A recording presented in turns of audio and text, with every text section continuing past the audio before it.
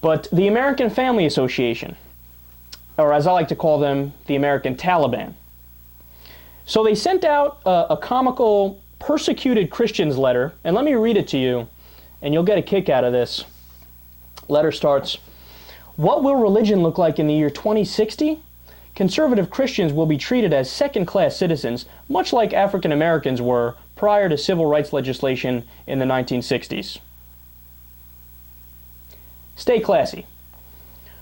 Family, as we know it, will be drastically changed with the state taking charge of the children beginning at birth, because that's totally going to happen.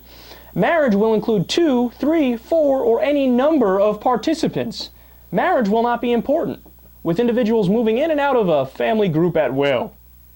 By the way, we covered the Gallup poll the other day, where 86% of Americans are against polygamy. And here they are saying, well, polygamy's coming. It's guaranteed. What are you basing that on? Nothing. They just make it up like they make everything up. Letter continues. "Church buildings will be little used, with many sold to secular buyers and the money received going to government. Churches will not be allowed to discuss any political issues, even if it affects the church directly. Tax credit given to churches and nonprofit organizations will cease. Christian broadcasting will be declared illegal. Based on the separation of church and state, the airwaves belong to the government, therefore they cannot be used for any religious purpose." By the way, can any of you guys think of one progressive or non-religious person, atheist, agnostic, whatever, who's in favor of literally censoring religious opinions on TV? Of course not! Of course! I'm like one of the biggest guys that's against religion. I talk about it all the time, but nobody's asking for that. I'm not asking for that. I don't want that to happen. Oh, these guys are so stupid. I just spit right there as I was speaking too, by the way. Fun for everybody. All right. Letter continues. "We will have, or have had, wink, wink, wink, wink, wink, a Muslim president.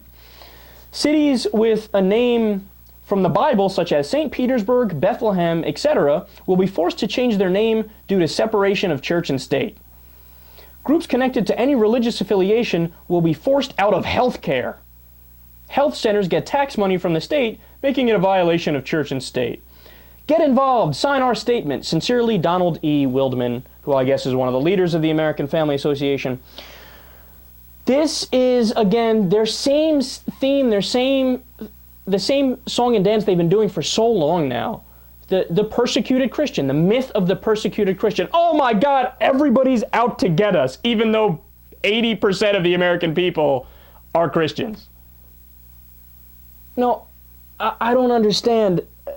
None of these guys, it doesn't cross any of their minds as they're writing these ridiculous letters. And they send it out. They're serious. They're serious about this stuff. It doesn't cross any of their minds. Well, hey, wait a second. Maybe some of the things we're charging are false. Maybe some of the things we're claiming are false. Nope, don't care. Don't bother checking. Make shit up, send it out anyway. So I did a little research. You guys want to guess how many of our presidents have been non-religious? I mean, if the myth of the persecuted Christian is right, then they're on the downfall, right? And we've been coming for them for years, right? There have been 3 presidents that are not religious. And by the way, I'm being as kind as possible. Those 3 were only by speculation. So now there's a debate between historians. The founders were deists, as we all know. So they believed in a God, but not any God of any particular sect. And there were some Quakers and some Unitarians that were president. But Martin Van Buren, Zachary Taylor, and Chester A. Arthur, the 3 most inconsequential presidents in American history who nobody knows a thing about, including me, and I studied politics in school, right? It was my major.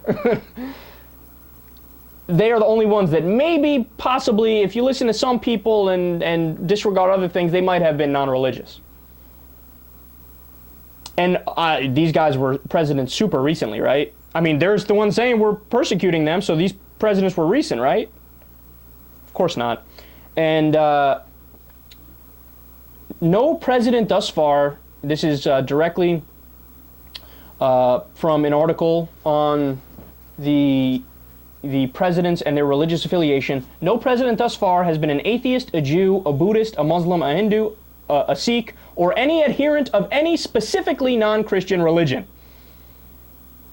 So let's rehash the facts. You have over 80% of the American people that are Christian. You have a large block of fundamentalists in the U.S., whether it be 20%, anywhere from 20% to 30%. You have over half the American people believing in the Noah's Ark story from the Bible to be literally true, even though science has shown that's not the case. George H.W. Bush once came out and said that atheists aren't Americans. Arkansas and Mississippi and some other states still have laws on the books that openly discriminate against atheists and say you're not allowed to hold office if you don't believe in a God. Non-religious people at most are 20% of the American public. And we are the ones persecuting you, according to the American Family Association. Give me a break.